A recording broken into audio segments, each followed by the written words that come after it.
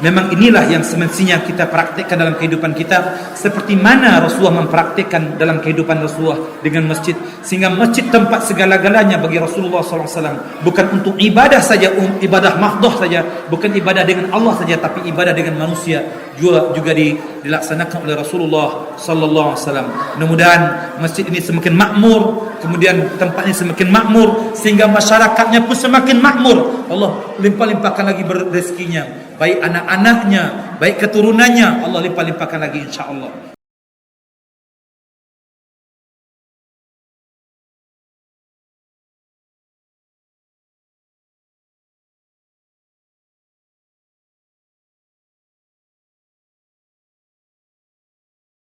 Ya, sahabat karib saya di Malaysia itu nyupai ke Singapura. Ini ingin ada perbandingan masjid Malaysia dengan masjid Singapura. Pergi ke Singapura, di dalam masjid tu makmur, orang tu elok, bagus semuanya. Dan masjidnya, WC-nya Masya Allah. Kalau WC kita kau tadi lantang macam dia. Seharusnya masjid kita ini WC-nya jauh lebih bersih daripada Giant. WC supermarket tu, WC Musaji ko mestinya lebih berasia daripada WC Transmart tu. Sebab ikut sampai suci. Bagaimana imam akan bersuci kalau WC-nya kotor? Iko ya Allah, hamba kalau kadang-kadang masuk WC ke, minta maaf, basuh awak ana. Kotorannya, ciri itu sampai ke dinding ke, ndak tahu bah caranya tak ciri tahu tu.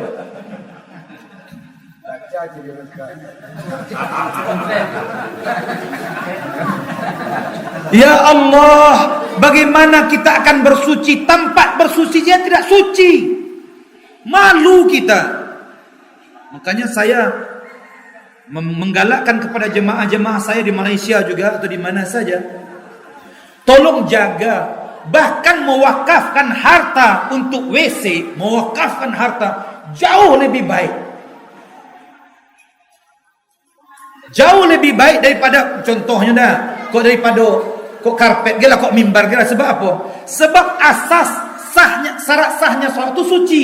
Kalau tampik suci tak suci, tak akan sah solat apa dah.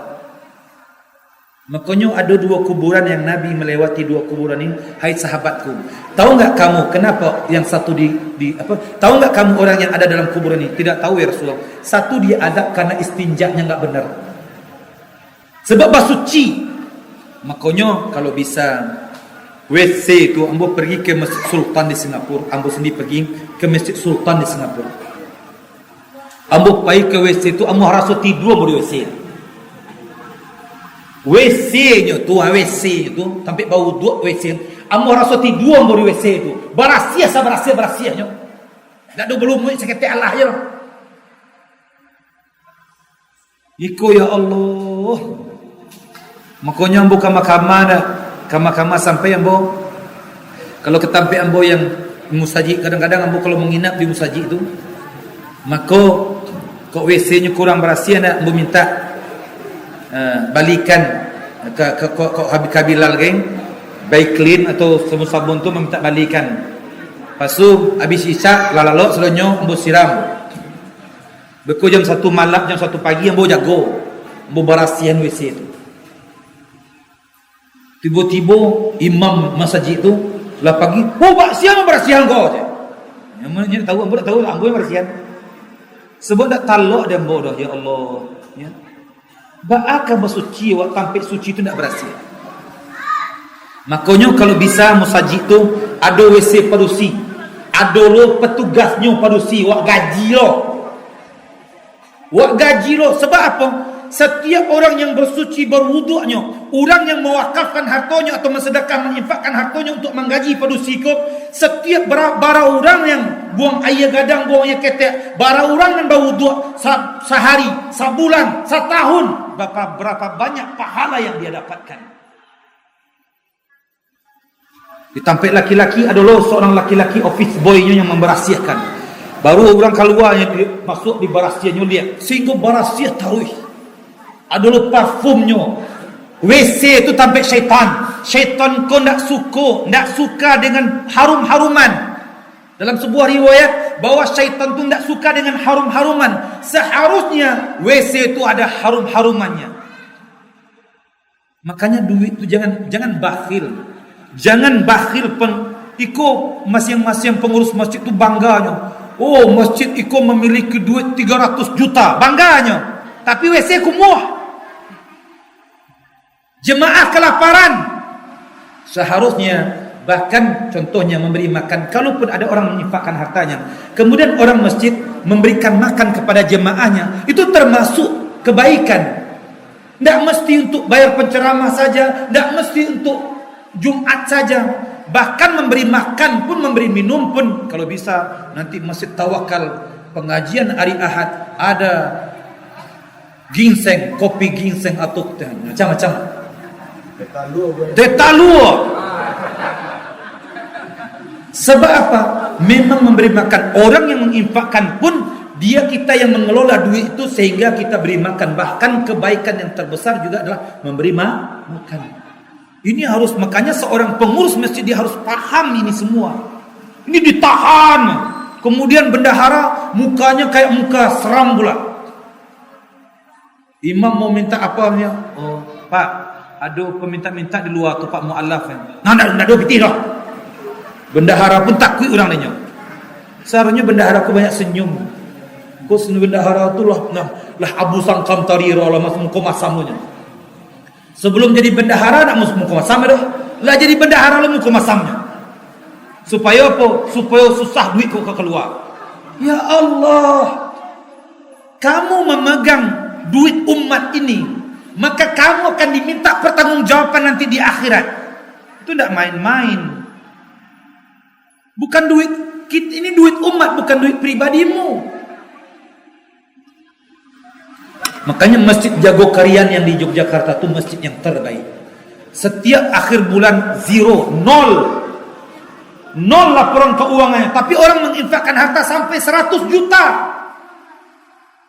Sebab dia gunakan sehingga ada tukang becak yang belum makan, dia kasih makan. Orang yang kelaparan dia sediakan. Bahkan dalam sebuah hadis Nabi, inna mimma yalhaqul mu'min ba'da mautihi ilman 'allamahu wa nasyarah, waladan salihan taraka, mushafan warrathah, baitan libni sabil banah, nahran ajrah. Di antara amalan yang akan mengikuti seseorang nanti setelah kematian ada beberapa perkara. Salah satunya apa? Rumah ibnu sabil, rumah musafir dibangunnya. Kalau ada musafir yang kemalaman, nyu ada rumahnya. Nah, ada musaji ini ke rumah musafir. Di musaji anggo, di musaji yang bo imam di Kota Damansara itu dibuatnya rumah musafir kok takah bilik hotel.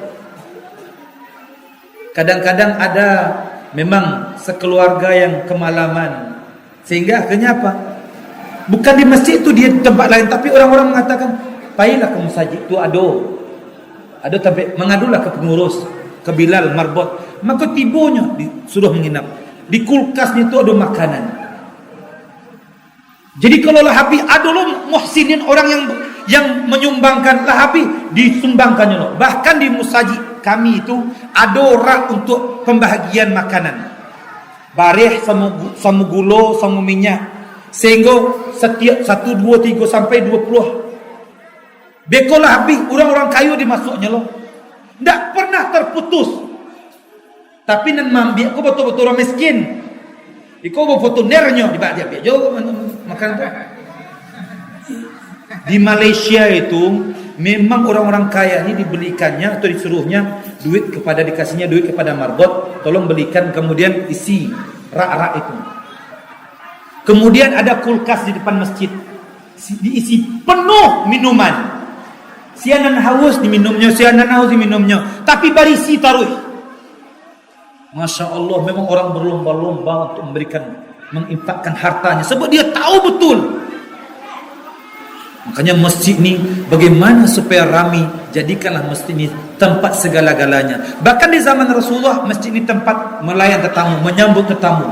Tetamu siapa saja, tetamu negara, tetamu siapa saja di masjid.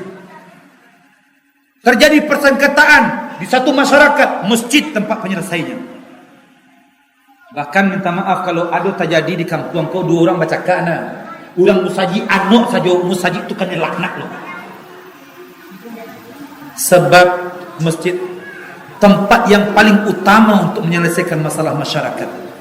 Kalau seandainya ada di kampung kau tak pernah datang Tarantang, di kampung Tarantang kau ada satu rumah tu surang meninggal sebabnya tak makan.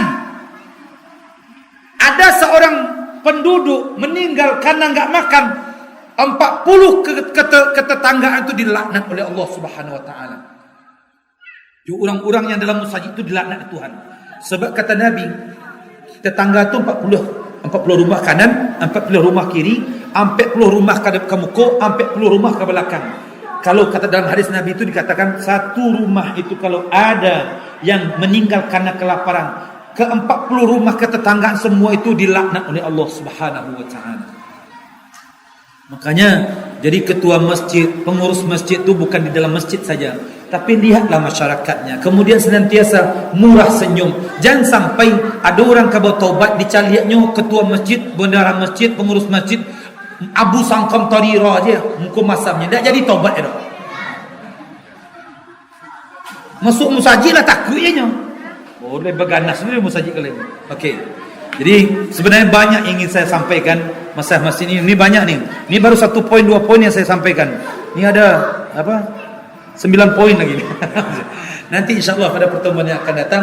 Tapi yang jelas ajaklah masyarakat untuk senantiasa datang ke masjid. Kemudian tinggalkan permasalahan-permasalahan, pertengkaran-pertengkaran. Jadi siapa saja yang jadi imam, sama ada dijaharkan bacaannya atau tidak dijaharkan doanya, maka semua terima. Sehingga masjid yang welcome semuanya itu. Perbedaan pendapat itu biasa, tapi jangan bertengkar dengan perbedaan pendapat. Sebab perbedaan pendapat itu di antara para ulama hebat saja berbeda pendapat. Apatah lagi kita yang enggak ada ilmu ini. Tentu lebih banyak lagi perbedaan pendapatnya. Makanya, tapi kalau bisa tinggalkan perbedaan pendapat itu di luar, senantiasa bahawa yang datang ni sahabat kita, yang datang ni hamba Allah Subhanahu wa taala, yang senantiasa harus kita berbuat baik kepadanya. Sehingga barulah kalau aura di Masjid Tawakal ini, auranya saja sudah tersenyum, auranya saja sudah welcome dengan siapapun, maka orang akan banyak datang, orang akan suka datang. Orang akan suka berinfakkan harta atau menginfakkan hartanya, insya-Allah. Maka semakin mudah-mudahan lebih banyak orang datang daripada hari kini kalau masya-Allah. Setuju? Insya-Allah ya.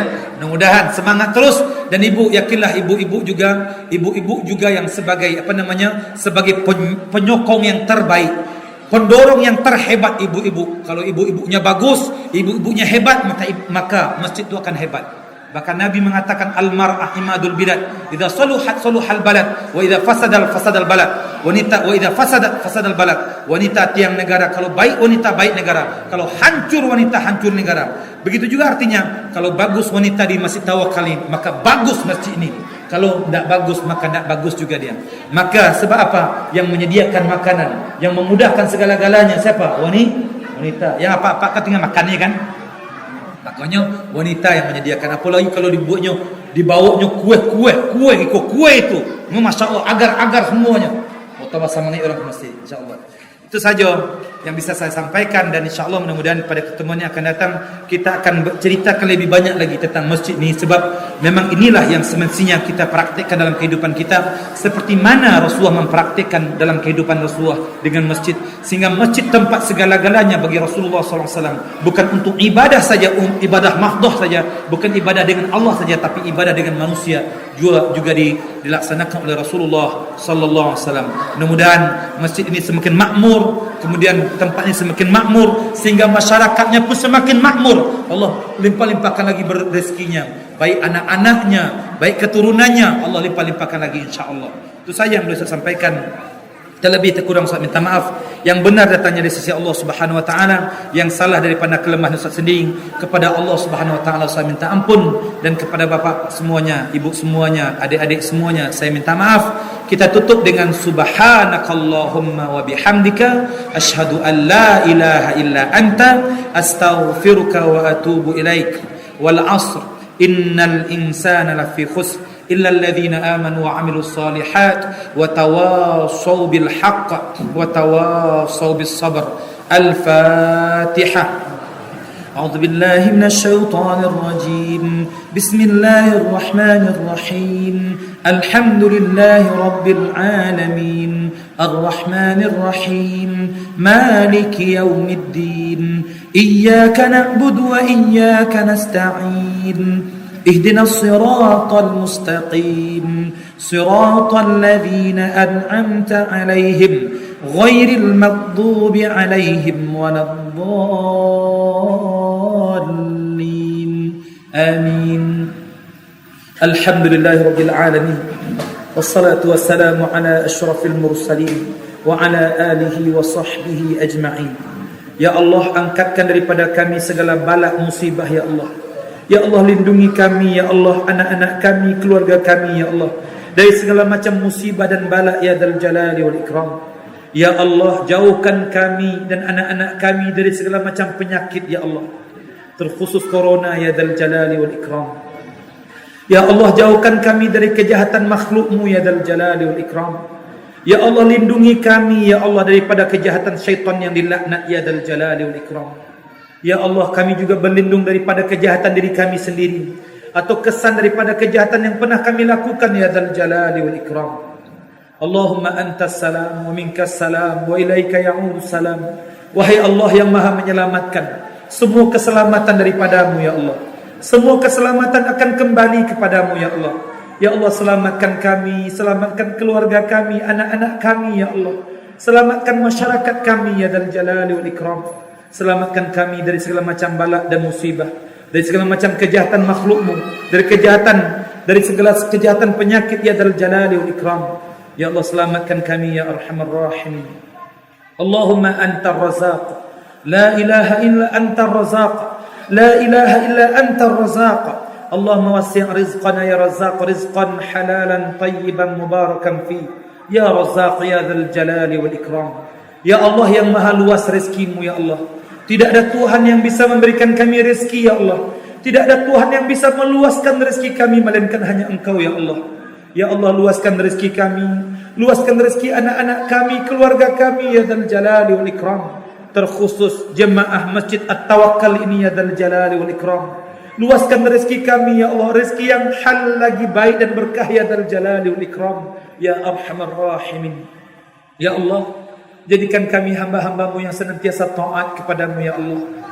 Ya Allah, jadikan kami hamba-hamba-Mu yang senantiasa hati kami bergantung dengan masjid-Mu, dengan rumah-Mu ya Dzal Jalali wal Ikram, sehingga kami mendapatkan perlindungan yang mana tidak ada perlindungan di padang mahsyar itu melainkan hanya perlindungan-Mu ya Allah.